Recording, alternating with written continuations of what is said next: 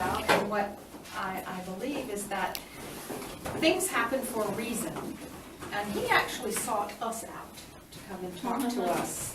And he'll tell you more about that journey. But it turned out also that our paths may have inadvertently crossed simply because he is an Atlanta Falcons fan. And I was living not far from where he came to visit, and so it's quite possible that. Serendipity. Yeah, yes. So, without further ado, I'll let him talk to us this evening about life and his serendipitous path. Thank you so much. Okay, thank you. Yeah, I moved away from the radiator. Well, that's Because okay. it's always the poor students who sit next to the radiator. Well, okay, I'm back here being the tiny. It's too hot for me. I should get her. I'm just saying the degrees. You can turn off the radiator. Okay. All set. Okay. Well, good evening, everyone. I would like, first of all, wish you all a very happy New Year, fulfilled with a healthy path, bright moments, excellent moments for you. And also, I would like to thank Conchita and Dirk, whom are giving me the opportunity to end a chapter of my life, maybe tonight, in a way that I'm going to present my book, my first novel, about a woman. But this story has a beginning. As we call in the United States, this is a story. A story of a young boy who was 8 years old, raised by his grandmother, who was at the end of the World War II, a 5 languages fluent speaking, German and Italian, but also an AFAT lieutenant. And at this time, she has met American GIs, soldiers, with whom she has enjoyed life, maybe, and then moved to the Netherlands, where it was the American way of thinking or behaving. Then a young boy came to life, me, and she raised me, saved my life 3 times. After my own mom, her daughter, was maybe sick in her brain. I won't say insane, but she rejected me 3 times, trying to murder me 3 times. But that woman, my great lady, raised me with her love for this country, the United States. At first, when I was young, we went to the theater looking at the Walt Disney's movie, but also another movie, The Charm.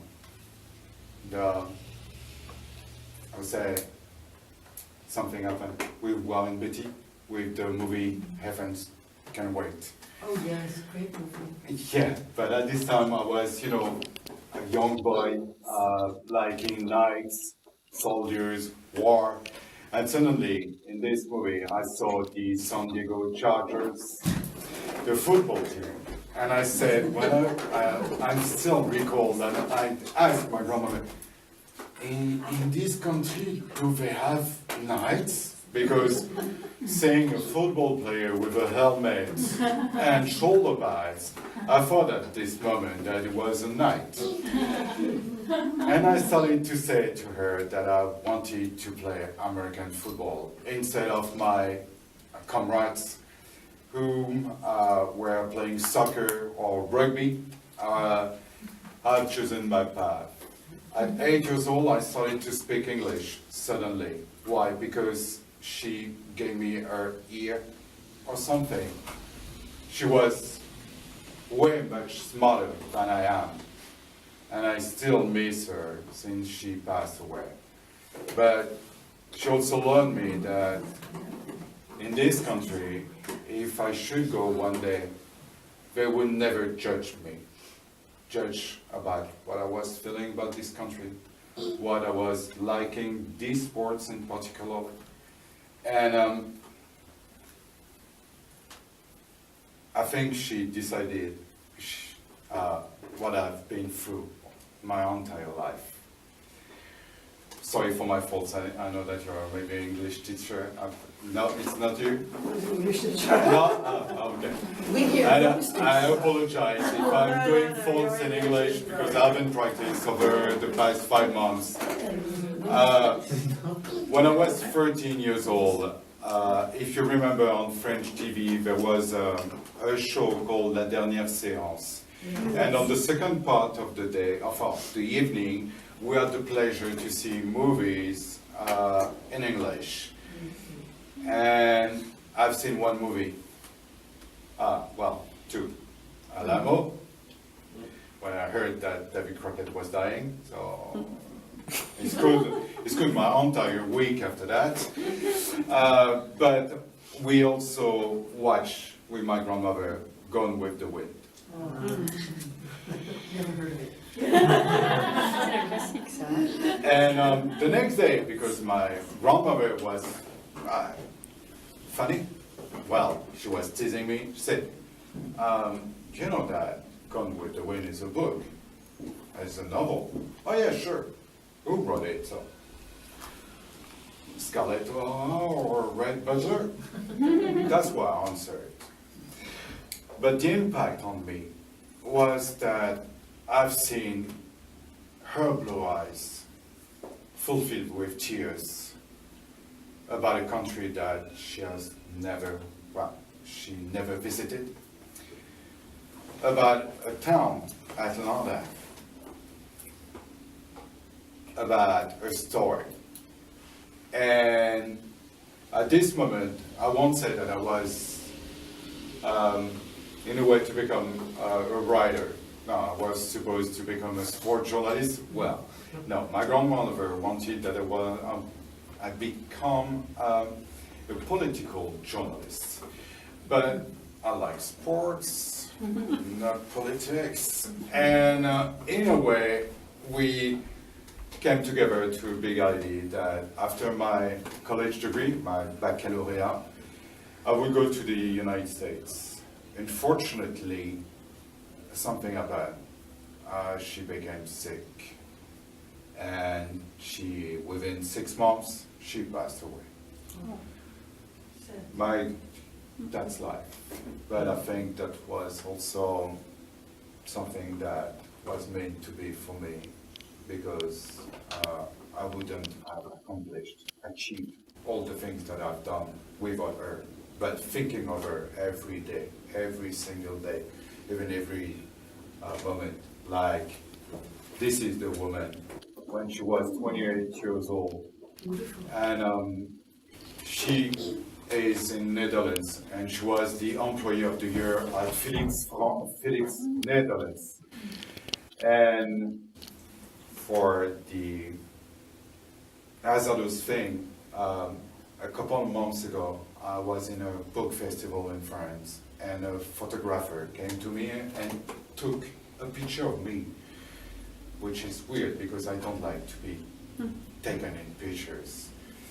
And when we put the two pictures side by side, with 66 years of difference, we have the same smile, with the same look, the same pressure, the same, yeah, where we are. And it was weird. And suddenly I knew that I was on the correct path, or I was honoring her memory, like I gave her my word a week before she passed. So in 92, I'm by myself. My mom is my mom, but I'm alone. And at this time, I've sent a letter to the Atlanta Falcons Public Relations Department, the football team, the professional football team, saying, I'm a Falcon fan since I'm 8 years old. And I've made I've given my word to my grandmother that I would come to Atlanta to see how it was in the book Gone in the Wind. 3 weeks after that, I received a message from the Falcons Public Relations Department saying that they were inviting me for free. I had just to pay my flight tickets, and during the week, maybe you have heard about what is a Cinderella story in the United States. Scott Warner was with the St. Louis Rams, or different people, but my references are more football-wise. I've started to live my own Cinderella story, meaning that if someone else would have lived it, I would have been pleased for him. But for me, it was still, like a failure because she was not here. She was not seeing what I was going to accomplish. So during this week, I met plenty of people in Atlanta. And suddenly, I've seen something that my grandmother was right. After I've been gone to California for training camps, summer camps, football summer camps, I went to Georgia, and suddenly I met my Southerners. The first people who said, yeah. And for the story, her name was Janine Robert. When I first came in Atlanta, a family welcomed me. It was the Roberts family. Weird. Yeah. I cried a lot at this time. And after that, I tried to go to the Georgia Bulldogs, UJ University, trying to get my scholarship. Well, imagine that I was playing in France, defensive lineman, defensive end, which is a huge position. When I came back and said, I'll play defensive end, but look at me and say, you know that you look like a defensive back, third line. I said, I've never played there. And, but I failed. And I think failure is necessary in your life because you learn from failure. Well, you have to. Well. So in '98, I was working in a bank, in the BNP. And I was taking care of workers, well, their salaries, their earnings. And one of the society which I was working with was the journal L'Équipe. But on the computer, it was written SNC L'Équipe, all attached. I've never heard about this society. Well, the newspaper, yes, but this society, SNC L'Équipe, for me was, I don't know that. I have a guy, a journalist, and 3 weeks after that, he called me back and said, oh, you know what, I want to thank you so much for what you have done for me. Please, tell me what you want, or if you want, you know what, I'm going to give you 1 year subscription of Journal L'Équipe. In my desk, I had plenty of L'Équipe on Wednesday, because on Wednesday you have articles about NBA, NFL, and I said, who is my colleague who said that I was reading L'Équipe the morning with my coffee, waiting for my boss to come over? I said, oh my God. And this guy said, no, you haven't understood. You haven't understood. I work for the newspaper, L'Équipe. I said, oh, you know what? You want to give me something? Okay. I'm moving to New York for 1 week in '98 to meet friends, to meet back friends, to meet again friends. Please, I have something. I know sports, American sports. Can you tell me if there is something with my writing skill? I send every day 1 article. But I came back to France on the Monday morning, a week after that. I had a note of my director, main director, saying, need to meet you when you arrive from New York. Everybody knew that I was going to New York, so, oh, cool. But when I came into this office, on the desk of my director, Monsieur Delille, who his brother was a pilot in the 70s who died in a crash, in a car accident. Monsieur Delille had 1, 2, 3, 4, 5 L'Équipe newspaper on his desk, just in front of me. And I was saying, oh damn, he was looking for a file and opened the wrong desk and find all my L'Équipe, and he's going to think that I'm reading L'Équipe all day long instead of working. Which was sometimes true. And suddenly, Monsieur Delille looked at me and said, he hasn't sent any postcard to me. I said, why should I have done it? Because we're not that close. Look at me and say, you have a brother? I say, brother? No, I got 3 sisters. And okay, I was in jet lag situation, so no sleep. Well, all my clothes from the airplane, because I didn't have time to come to the office with the right clothes. And they look at me and say, I got, my first name is Renaud, my second middle name is Charles, and my last name is Fabrice. That's how my grandmother raised me, with my third name. So I signed in New York, Renaud Fabrice LIEGEOIS.